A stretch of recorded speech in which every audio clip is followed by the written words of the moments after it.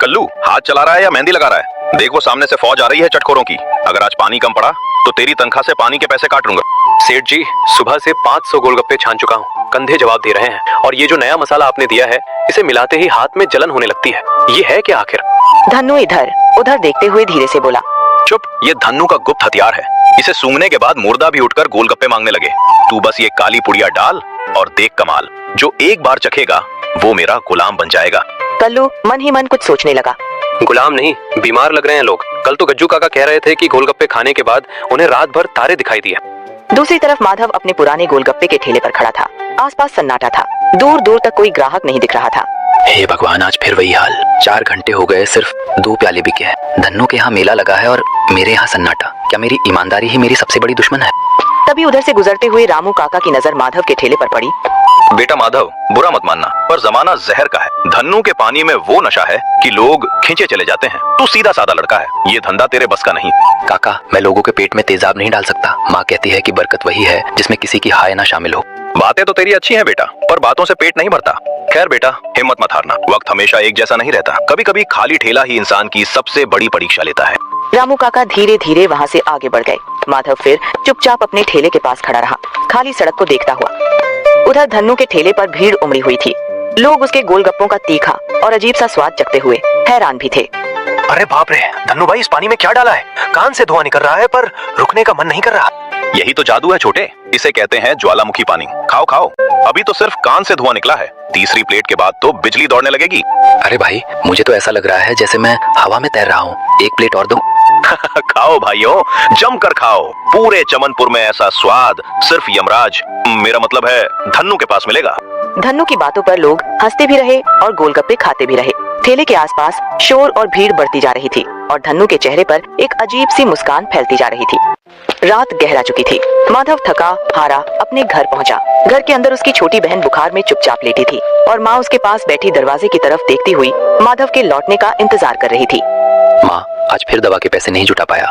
धन्नू ने जैसे पूरे गांव पर वशीकरण कर दिया है। बेटा रो मत, अंधेरा कितना भी गहरा हो, दिए की एक लौ काफी होती है। आज मैं तुझे वो दूंगी जो तेरे पिता ने मरते समय मुझे सौंपा था। तभी माँ एक पुरानी पीली चिट्ठी निकालकर धीरे से माधव के हाथ में दे देती है। ये तेरे पिता की शाही नवरत्न रेसिपी है। वो गोलगप्पे के पानी में केसर, सूखी इलायची और जंगली पुदीना डालते थे। उन्होंने कहा था, जब इंसान का मन काला हो जाए तो उसे कुदरत के स्वाद से जीतो।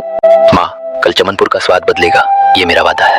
माँ की बात सुनकर माधव की आंखों में फिर से उम्मीद की चमक लौट आई। उस छोटी सी चिट्ठी के साथ जैसे उसके कल की नई शुरुआत भी तय हो गई।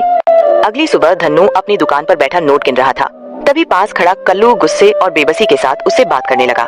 सेठ जी, घर में बीमार माँ है, 2 साल से 1 रुपया नहीं बढ़ाया, आज तो 500 बढ़ा दो। पैसे? तूने क्या तीर मारा है? मसाला मेरा, दुकान मेरी, तू तो बस एक चलता फिरता चम्मच है।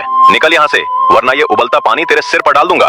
ठीक है सेठ जी, आज आपने चम्मच को लात मारी है, याद रखना यही चम्मच एक दिन आपकी लुटिया डुबोएगा। कल्लू गुस्से और दर्द के साथ वहाँ से चला गया और धन्नू अपने घमंड में मुस्कुराता हुआ फिर से नोट गिनने लगा। अगले दिन माधव ने अपने पिता की दी हुई नई रेसिपी से पानी तैयार किया और अपनी दुकान खोल दी। थोड़ी ही देर में पूरे बाजार में एक अनोखी खुशबू फैलने लगी जो लोगों को उसकी दुकान की ओर खींचने लगी। अरे ये क्या खुशबू है? ऐसा लग रहा है जैसे किसी ने इत्र छिड़क दिया हो। बहन जी, ये है शाही अमृत गोलगप्पा। इसमें कोई केमिकल नहीं, सिर्फ कुदरत का जादू है। एक बार चक्कर देखें। तभी सभी ग्राहक हैरानी से एक दूसरे की तरफ देखने लगे। उन्होंने पहला निवाला लेकर स्वाद चखा और तभी उनमें से एक ग्राहक उत्साह से बोल पड़ा, वाह, गला तर हो गया।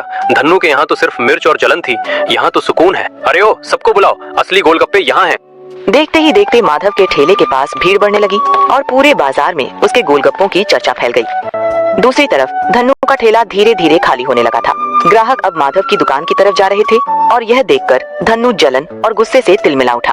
ये कल का छोकरा मेरी बादशाह छीन रहा है। कल्लू, ओए कल्लू, कहाँ मर गया? अच्छा वो तो चला गया, खुद ही करना होगा। तभी धन्नू अपनी जेब में हाथ डालकर एक लाल शीशी निकालता है। हकीम ने कहा था कि इसके 2 बूंद काफी हैं, पर आज मैं ये पूरी डिब्बी डाल दूंगा। आज मेरा पानी ऐसा बनेगा कि लोग माधव का नाम तक भूल जाएंगे। वो पागलों की तरह सारा केमिकल पानी के बड़े मटके में पलट देता है। धन्नू की आंखों में लालच और साजिश की चमक थी और उसका खतरनाक खेल अब शुरू हो चुका था। थोड़ी देर बाद धन्नू के कुछ पुराने ग्राहक वहाँ आकर गोलगप्पे खाने लगे। उन्होंने पहला निवाला चखा ही था कि अचानक अजीब सा हंगामा शुरू हो गया।